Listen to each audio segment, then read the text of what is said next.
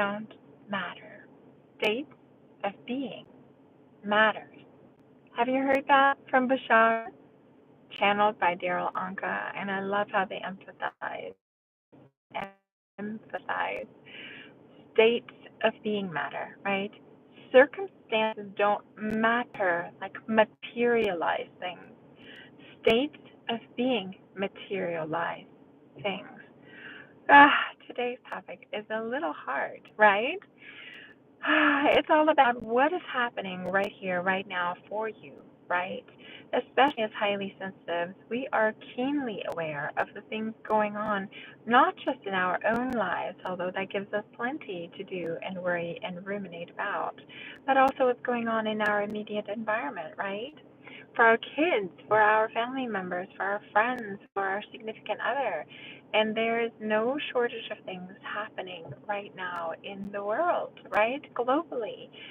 And oh my gosh, it can really take its toll on a highly sensitive body because we are so finely tuned, right? This morning I was reading a rather funny description of what ChatGPT, how it would humorously describe a highly sensitive person. And one of them was, we're like a finely tuned car alarm, and when a leaf hits the, barely floats down and hits the roof, we're like going off.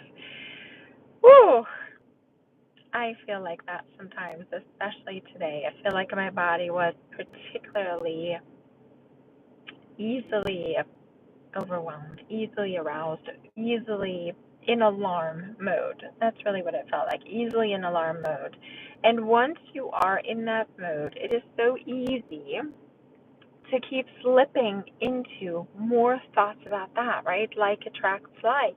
If you get that ball rolling, there are more things to worry about, more things to fear, more things that are hard on you, right? Then I opened an email and found an email about this sad event in Vancouver, and I'm like, what happened in Vancouver? And then it's like more fear and more fear and more fear about death. And it is, especially when you have a kid, you're like, oh my gosh, I don't know how any of us stay alive anymore. There's so many things that can kill us, right? And so it's just like, before you know it, you're in this downward spiral, and your circumstances are rendering you paralyzed, right? Your circumstances get you to where you feel frozen, you feel stuck, you feel you're in this cycle of ruminating. You have stopped what you're doing. You can't focus on your day or what you wanted to get done.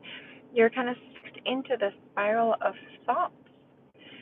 And today we're talking about how important it is. Really, gosh, more than that, I want to say one of the things that has helped me the most being highly sensitive is understanding, figuring out, practicing how I can shift my state, how I can deliberately change my emotion, right? Tony Robbins calls it a state in which you actually have access to your resources, right? A resourceful state is what he calls it. A resourceful state. How can you get back to a resourceful state? Because you only have access to whatever you vibrate with. If you are on a wavelength of fear, of worry, of doubt, of this life is dreadful, this world is really harsh and hard, you only have access to those things, to those thoughts, to those feelings, to those resources that give you more than that, more of that. How do we get you back out? How do we get ourselves back out of that and into a resourceful state? I would say number one, it's important to recognize you're in one, right? In a state that doesn't serve you. Acknowledging that it's okay that you're there, right? Our emotions are beautiful. Acknowledge it. I get it. I'm in fear right now. I'm in worry right now. I'm in panic right now. I'm in anger right now. I'm in sadness right now. I'm in overwhelm right now. And that makes sense. There's a lot happening. There's a lot happening for me. There's a lot happening for my friend. Whatever it might be, right? Acknowledging I am where I am, and that's okay. And then also to acknowledge, right, the next step is I have a choice. I have a choice to keep perpetuating this, or I have a choice to choose something else, right? The three big pillars that Tony Robbins always mentions about getting yourself into a different state. I talk about these all the time. I have made a big old long video that's one of the 33 videos that I put together in my course that's almost ready for you. Oh my gosh, it is so incredibly important, right? It's physiology, focus, and meaning. Physiology, what are you doing with your body? The first thing to do when you're catching yourself in fear, in panic, in worry, in anger is change your body and what you're doing with your body, right? Can you go for a walk? Can you loosen up? Are you feeling stiff? Can you take on that Superman pose, that Wonder Woman pose and say, I am powerful. I got this. You know? Can you do something with your body, with your voice, your face, with your hands that gets you, that is indicative of a different state, right? What are your eyes and your smile and your hand gestures and your body? What is it doing when you're happy? What if you're hopeful? What if you're ecstatic? What if you're excited? What if you're creative? What if you're in tune, right? Your body does a different thing than if you're angry or depressed or worried or sad. So that's the first step. The next step is focus. What am I focused on? Am I focused on all the things that can go wrong? Am I focused on all the things that I messed up over the last week or yesterday or last year, or how far I have not come in my life that I wanted to, or what's going wrong at work, or what's going wrong in my body? Is that what I'm focusing on?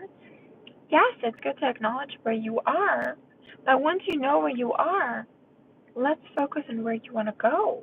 Where can we focus now? What do I want? What do I want to call into beingness? What do I want to fill out in my imagination so that the energy can take it and ride with it and fulfill it and bring it, right? This is like the essence of manifestation. That which we think about, we bring about. That which we focus on is what we bring to life. Everything you see in your life right now is just vibration playing itself out from your past, right? Your power is in your now, and what you choose to focus on now means everything, right? But it's not easy, right? But there are always steps. Download my free guide. I give you 3 of those steps. Beliefs are huge, and practice is huge. Knowing how you can get yourself step by step by step into focusing, deliberately focusing in a different direction is huge. And then the last one, meaning. What meaning am I giving this circumstance that is happening in my life? Is this the beginning or is this the end? Even when it comes to death, gosh, I have to coach myself on death all the time because we have such a negative feeling about it. Is it the end or is it the beginning? Is it seems like the end of the physical life, right? But I do believe that there's a lot beyond this physical body. And then it comes back down to focus. What am I focused on? Am I focused on losing this person in the physical? Or am I excited about gaining that spiritual connection? Yeah.